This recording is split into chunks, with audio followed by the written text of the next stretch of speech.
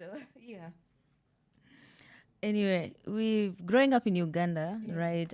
You spoke about some of the messages that you received about your body and exercising, and you traveling here in the US. Yeah. Did you was the Western gym culture, was it different? Yeah. What was different about it? Yeah, I would. It's definitely a little bit of light and day. I feel like, yeah, back home you get attention, wanted and unwanted, Okay. for how you look and how you dress. And here, everyone kind of minds their business, which is freeing. But I would say by the time I moved here, I think I had settled so much in, like Okay. I'd become maybe a bit way more comfortable actually Okay. in how I look, that the influence from outside wouldn't get to me as much. Cool. What is something you got completely wrong earlier on about training, nutrition, and recovery that you had to unlearn? Training, nutrition. Wow. Is it a deep question, Joan? You just I have to think, like, it's been very many years. So, Okay. yeah. And maybe it would be around looking manly, okay. right? Yeah. Although the thing about me is that also I'm a little bit rebellious, right? So while people would be telling me that, oh, you're lifting weights, you're going to become very manly, I'll be like, okay, then so be it. Yeah. And I'm also the kind of person who does a lot of research. So going into that gym, I knew, like, I had a. I'm sorry if you see me look at Sandra and I'm smiling or laughing because the things that you're saying are either relatable Yeah. or the Yeah. things that we've spoke about. So Yeah. it's just interesting to see someone else reinforce those But, yeah. insights. So I I actually did my research, and I knew the misconceptions around fitness. I knew, for example, how people usually think they can work out but not eat well, and that's a very common one among people who are starting to work out. Like, they think that working out will compensate for their bad diet. So I feel like that's a trap I could have easily fallen into, but I didn't. But yeah, if I were to really choose the thing that I would say I got wrong, would be, yeah, the association between lifting weights and bulking. Okay. Yeah. I think a lot of people are told, especially women are told, don't do a lot of upper body, Yeah. even though you have to balance Yeah. your body. When it comes to working out, you have to balance both upper body workouts plus lower body Yeah. Yeah. and monyash Yeah, workout. yeah. Right? A lot of people compare their bodies to what they see online. Yeah. How do you personally deal with that? And how do you, especially the times that you coached people or your clients, Yeah. what do you tell them?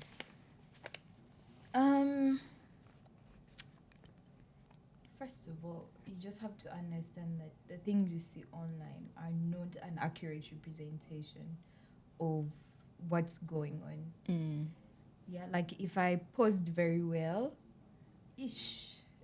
my body looks not entirely different, but it could be very misleading. Of As course. opposed to when you found me, in my house, dressed somehow, just relaxed and stuff like that. So you just have to know that what you're looking at is not an accurate representation.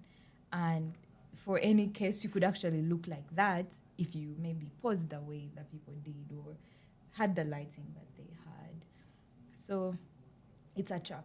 Just don't do it. Or fight hard not to. Tell me more about your coaching. Why did you want to coach?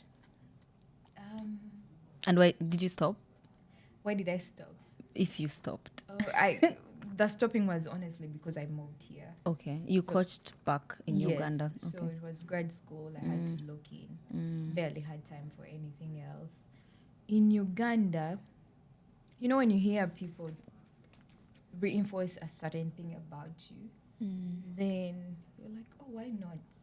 So I remember even how I got my very first client. I wasn't a coach then, right? But she looked at me, she's like, wow, you look like you work out. I'm like, oh yeah, I do work out a lot. And then she was like, yeah, I'm trying to lose weight, blah, blah, blah. And then I was like, oh yeah, I could work out something for you and we can work together. So it just purely came from hearing that a lot and even having that conversation. So now that became my first client. So now I was a coach. And in other interactions I had with people who are trying to get fit, I just offered to help. Before even, talking about payments and stuff like that, sometimes I would offer just to give you a plan, give you some advice. But of course, most people prefer to have someone to kind of hold them accountable And show guide them what to through do. it, yeah. So, yeah, that's how it came about. Stopping, yeah, it was all because I was moving and I was Would you want to go transitioning. back to coaching? Oh yeah, definitely. That's something I see myself doing in the long term. Even maybe owning some sort of like fitness business or something like Oh. that. Yeah. Yeah. Joan, Yeah. you are speaking to a lot of people here. I have a question. Yeah. How hard was it? Find it hard, honestly, because I showed them what I was already comfortable doing. And for me, it always felt like this person could find this information online. I'm only here to be their fitness buddy. So I always approached it from that perspective. Like, I would imagine this person is my friend, and how would I help my friend through a routine?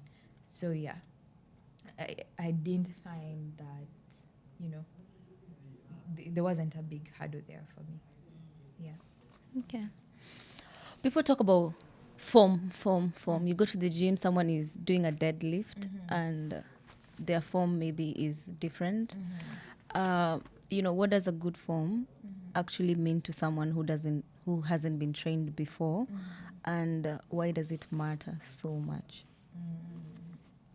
I'd start with why it matters is definitely to minimize the risk of injury. Okay.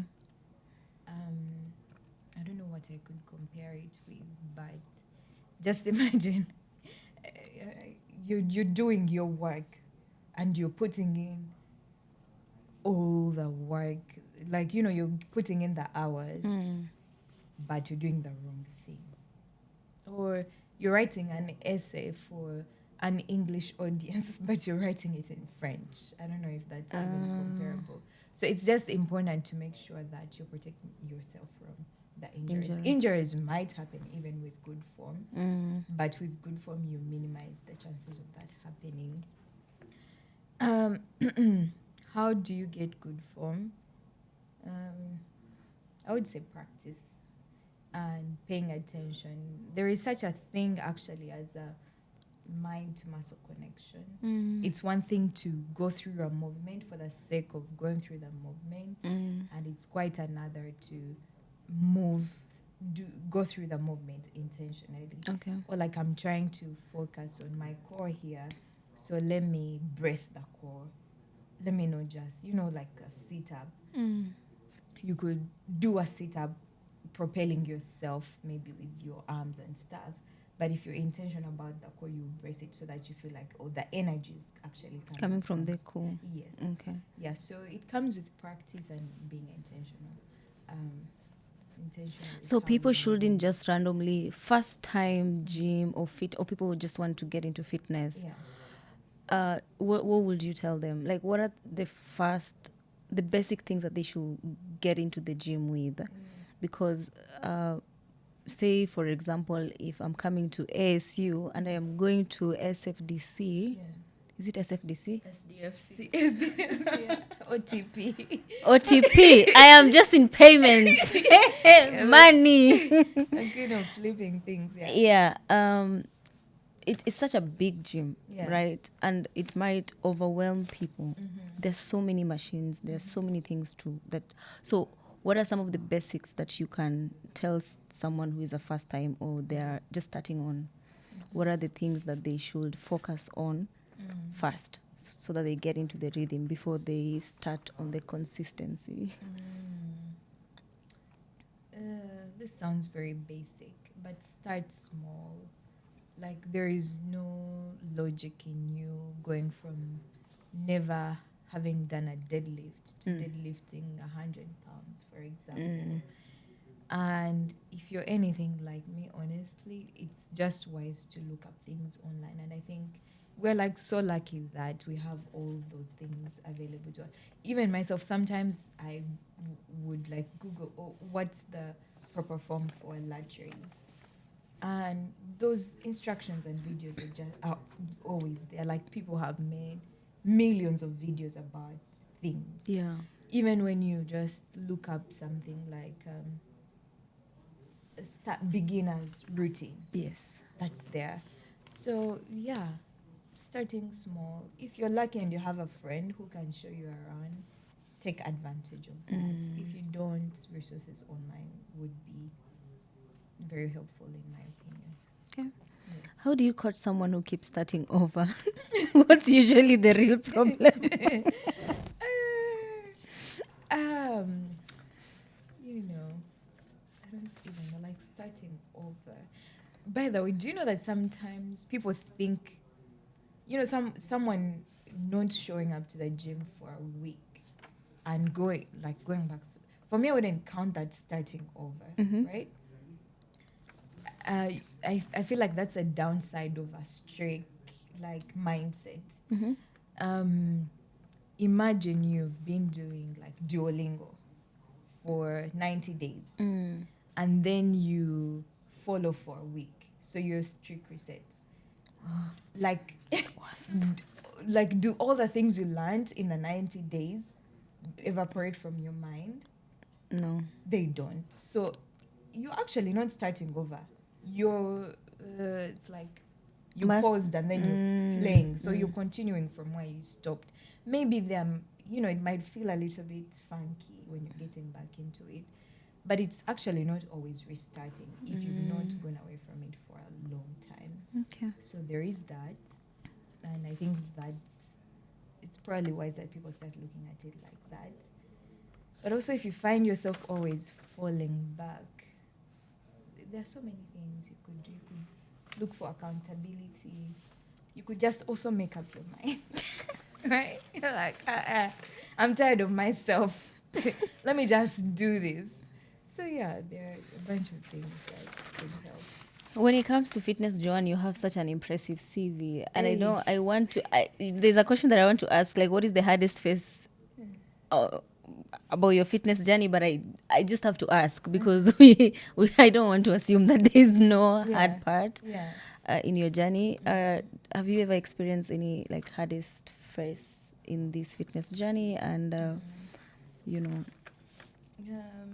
is it also similar to other people, what you've heard other people talk about when it comes to their fitness, and why? Actually, one time I don't know if it's called a strain, whatever, but injury, and I think that's one thing that I'm actually most scared about. So it's even a funny story. I had been training to do a front split for weeks, right? Like I did this program that, you know, training to do a split because I initially couldn't do a split, right? And I finally was able to do a split. Right? Wait, is it the 180? Yes, 180. Yeah. Sasami, I am asking about hardest thing. She's headed there. Yeah, so then I got the split. Then I was so excited to show my friends that I can do a split. So it's advised that before you do a split, just warm up, right?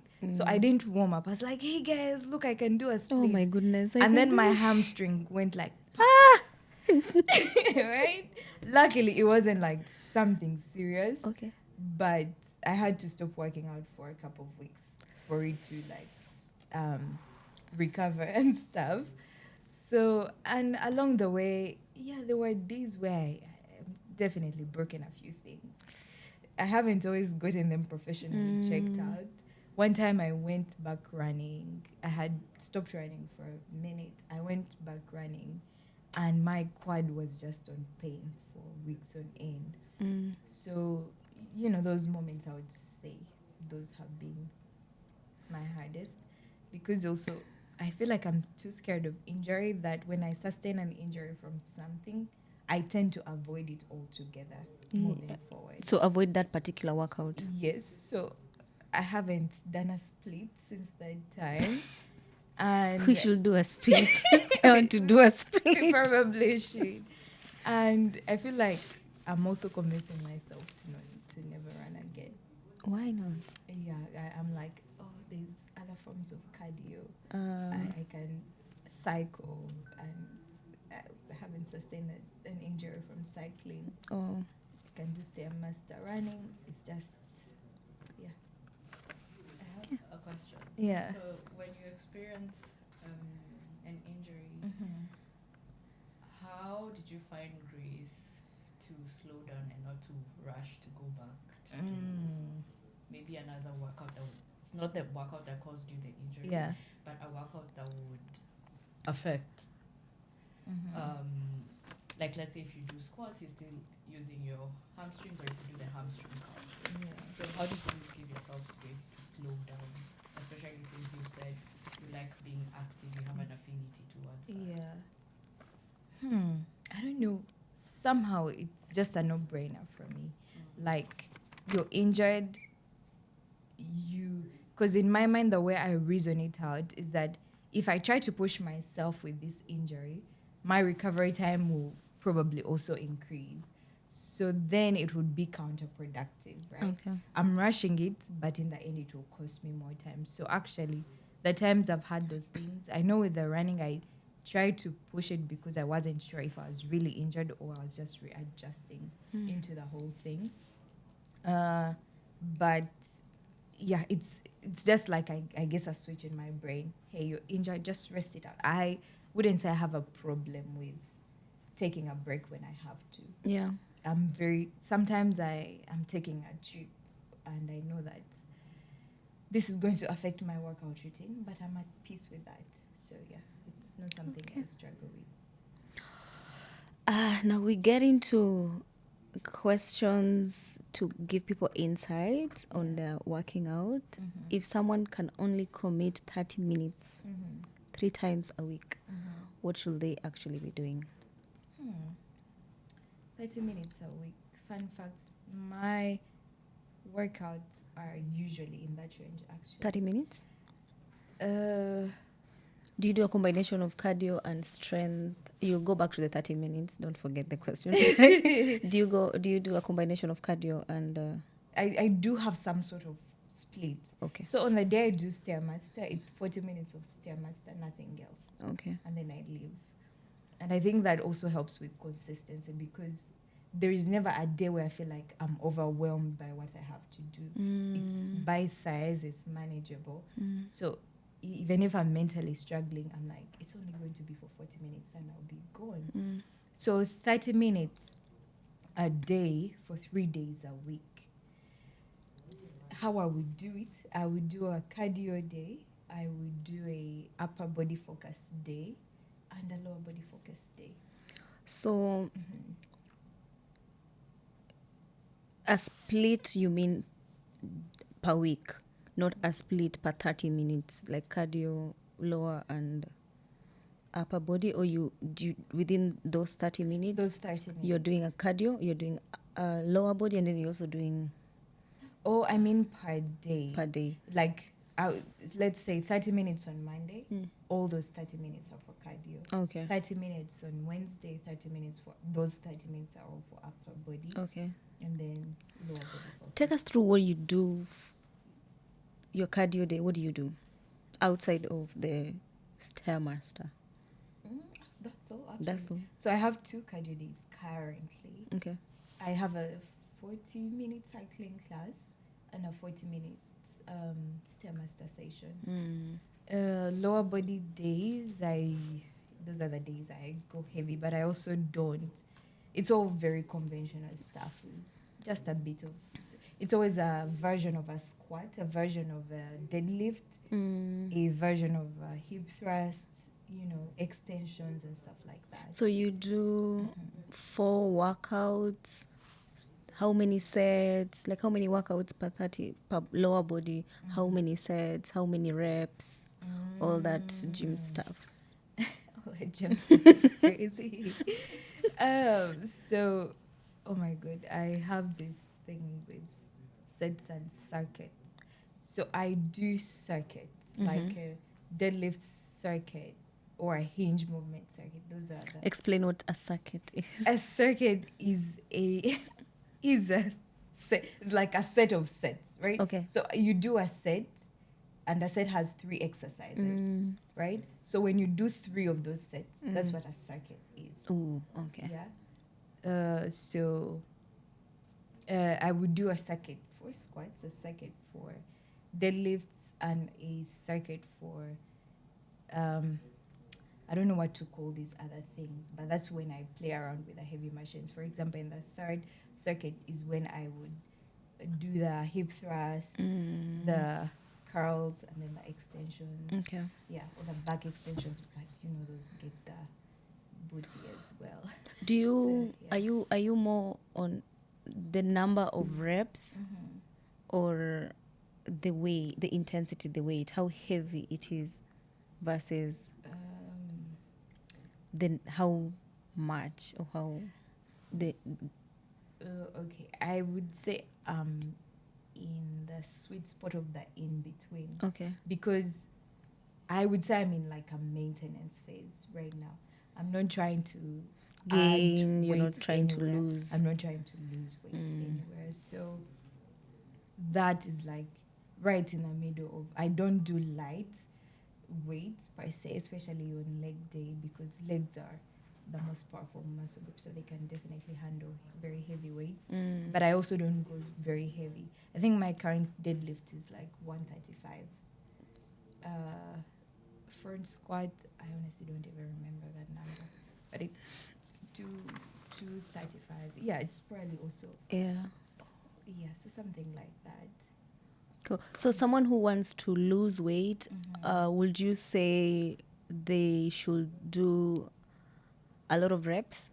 And then someone who wants to gain, it's fewer reps and heavy weights? Or what is your understanding of like losing, gaining, and maintaining when it comes to lifting and strength workouts? There are a lot of conversations around I know this. just your opinion. And my own will always be balance is key, especially if you're not going for any extreme anything. Balance is key, but also remembering that the basic principle is, for example, losing weight, calorie deficit, gaining calorie surplus. So you see, there is a very huge nutrition part there. Yeah. So if in the losing weight, you realize that your activity helps you achieve a certain deficit, right? Because the calories you expend when you're working out then puts you in a deficit. So with gaining weight, it actually, I feel like, in my opinion, it has even way more to do with what you're eating. Yeah. What you're Than doing what you're doing at the gym. Yes. Okay. I have a question. Yes. Do you mind? I don't think we've spoken about your diet. Ask away. Do you mind telling us about your diet? Also, to add on that, Yeah. how different was it in Uganda and here? Oof. That's an interesting Yeah. question. That's an interesting question. One, I feel like I eat more here for sure. I think that's why I've gained some weight. It's interesting. Which I'm not even like mad at. Right now, what my diet looks like. Right now, I have 2 major meals a day. That's lunch and dinner. Breakfast. So, confession, I'm a coffee drinker now, right? And if you drink coffee, you know it's not advisable to drink coffee on an empty stomach because it will give you the jitters and stuff. So the only reason I eat in the morning now is because I'm taking coffee. So that would, for example, today I had like a small yogurt and a banana for breakfast with my coffee. For lunch, you know, I don't do all that crazy imagining how many calories are in a meal. So I just have the general principles of what does the body need. We need proteins, we need carbs, we need the vitamins and stuff like that. So as long as whatever I'm putting on my plate looks diverse enough to have everything I need, then I'm eating it. I'm not like very picky and choosy. So, and I mostly prepare my meals. So, yeah. I don't know if that answers what my Does that diet answer your looks like. question, Sandy? Yeah. But Okay. it's also the reason I'm answering that way is because I actually don't have like specifics that I could give you. I just apply general principles, so that's how my meals look like. Some eggs here, some avocado here, some pasta here, rice, beef, beans, vegetables. Where So- do you shop here? A bunch of places. Okay. Little places. Do you buy organic or it's I honestly, this is what I follow. For example, I know a place that has meat that tests how I like my meat to test. okay? That's where I buy the meat.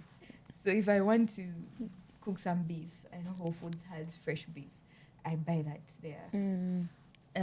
There is a place that has very nice goat's meat, halal goat's meat. So that's where I Where is go that for- place? It's actually somewhere maybe in Mesa. So I really shop everywhere and anywhere. I'm not very specific. Yeah. You have another question? You look like Because you go to Mesa a lot. I got to base to buy meat. Oh yeah, that's the place. Yeah. It's called Bays, right? Yeah. Yeah, that's a place I actually go to for goat's meat. Yeah. Yeah. What is the biggest lie the fitness industry is selling to people right now? Lie? Mm. Wow. Lie. I think the whole 6-week program to fix all your fitness problems. You know, Okay. those like short programs for quick gains. Yeah, I think that's a lie. I think that everyone getting into fitness should think about it in like from the like this is food. The way your body needs food is the way your body needs activity. Yeah. So if you're getting into it, I would even say, usually if I'm talking to my friends about fitness, I would talk to them like, forget about your fitness goals. Forget about the fact that you're trying to lose weight. Just show up and do the thing. And of course, if you show up long enough for it, all those goals are like bonuses. But the most important thing is to create a habit around it. So whenever I see those, trying to lose weight, trying to do that, I'm like, so then what happens after you lose weight? Yeah. Consistency. There's always going to be a goalpost. Yeah. You'll get the back, Yeah. you'll get the nash, and then like, okay, I want that after. And what is that? Yeah, there'll always be a goalpost. Yeah. So just Okay, you spoke about when we started something to do with Pilates. Pilates. Yeah. What did you say about I and why? what was the question, by the way, that I answered that to? You said, do you remember something was- like Pilates It is was not? around the rapid questions, right? Yeah. And I think you said it was something around just doing Pilates on. Is Or not like- yes. Oh yeah, I feel like The biggest myth about yeah, I feel workout. like generally you guys could help me confirm this or not. Like there is this care around like how can I call it? There is this soft girl thing, right? Where, yeah, like I want to work out. I've literally had this from my friends and people around me that, oh, I want to be like you, but maybe I don't want to have your arms. My arms are a little bit toned, right? Which is like a natural, like, I love toned arms. yes, it's like I didn't even, you don't have to go out of your way to get toned arms. As long as you handle a little bit of weight, it's bound to happen, right? So how do you not get toned arms? By not lifting weights. So there is that whole, and what form of exercises doesn't require you to lift weights? It's Pilates. And yoga. Yeah, controversially, actually, Pilates is a very good toning. I'm told it's even tougher than It's other forms of. it's very hard, but there is that whole perception of like, oh, how do I work out while maintaining a soft girl aesthetic, right? So I think that, yeah, that's I think that's what I was. That's what you meant. I was, yeah, like if you, I do Pilates actually once a week, but it's like, oh, people want to get fit, but they don't want to do any other thing apart from these soft girl exercises and stuff like that. So the people that do yoga, just yoga, purely yoga, or just, is it Pilates or Pilates? Yeah. That one, or what else? CrossFit is a combination of different ones. Yeah. So the people that just do Pilates and yoga, would you consider them as fit? And can someone just say that, you know what, I'm not going to lift, I'm just going, that is my form of keeping fit? I know. Well, that's the thing. For example, the people whose Pilates routines I follow are very fit-looking people, in my opinion. However, that is, for example, their niche that they sell online. I would very much like to imagine they do other forms of exercises, especially if they're like authentic fitness people, right? I'd very much like to think that they didn't get to where they are by doing just that. But of course, because this is something they specialize in, that's all we see of them. So I don't even know if it's possible to, of course you can do it. If it's just about doing it, it's very doable. Will it get you the best results? I don't think so. What will get you the best results, Joan? What will get you the best results is a diverse routine. Actually, think I have the most diverse workout routine for an average person, because I lift, I cycle, I stairmaster, and I Pilates. So if you have 5 days a week, you actually have 5 days to try out everything. Build a balanced routine. So I think what will get you the best results is a balanced routine. Okay. And you see, the boys who only lift, they're the stiffest human beings on earth. And that can be also good for you. Yeah. Let's wrap up. I know it's been a long, interesting, lovely conversation. So if someone is listening to you, Joanne, right now, what is the one thing you would want them to do this week? Not a plan, just the one thing. One thing. Pick something from their, pick something they've always said they were going to do and actually start doing it. Okay. Yeah. Fitness aside, what does living well actually look like for you today? Leave alone the Instagram version that we take snaps and whatever. What does it look like? Just, I know you've spoken about it in details, but just wrapping up. It is living well. I think it's about finding a balance, surely.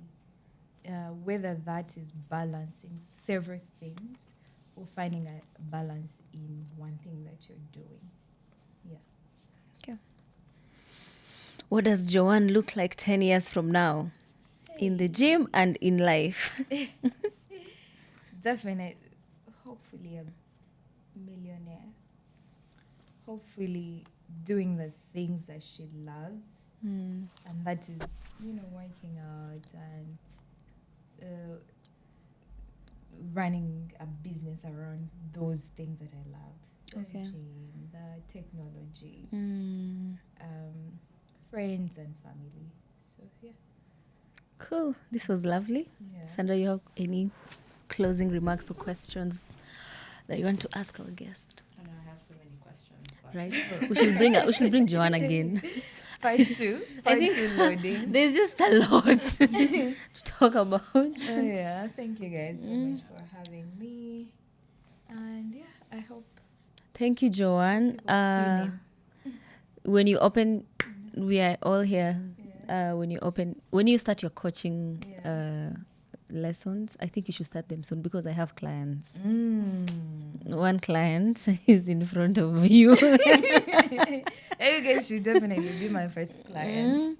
So Yeah. thank you so much for coming and for just providing us with insightful conversations. And personally, I'm inspired because I'm working out, but I don't know what I'm doing, guys. So consistency, it is doing research, striking that balance, and what else, Sandy? you cannot outrun a bad diet, whether you want to gain, lose, or maintain. Yeah. And doing it for the long run. Exactly. Thanks. That was it. That is it.